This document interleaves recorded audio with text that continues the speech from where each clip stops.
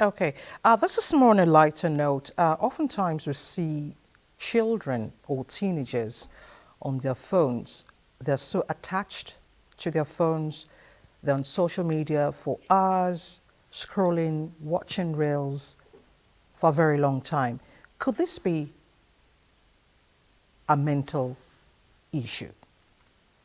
Because some are so used to their phones, even adults, so used to their phones.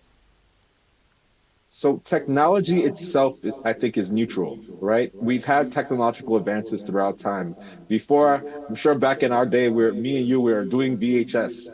The kids aren't doing VHS anymore, but that was a new Of course. technology. Back in the day, we're using things like flip phones, or I don't know what they call it, snail phones, but now they're Mm-hmm. using smartphones.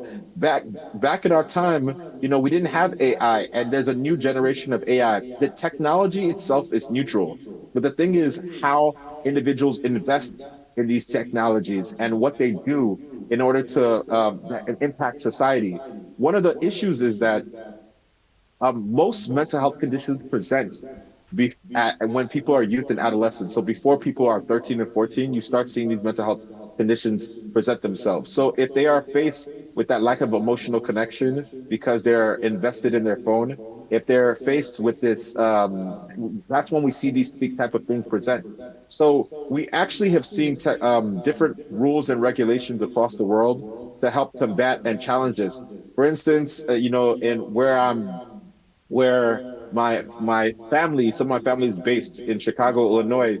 The governor in Illinois is actually pushing for schools to not allow for phones during the classroom and class session because they don't think that it's mutually compatible. And you see a lot of kids pour into their phones as opposed to pouring to their books or focus on their friendships and things like that. So I would say that phones are a challenge, an issue, but I think that there's ways that we can work around it, just like ways we work with any technology. There, it could be a blessing and a curse. Are we using it in order to feed ourselves and our connections, or are we using it to distance ourselves, distract ourselves, and become more lonely?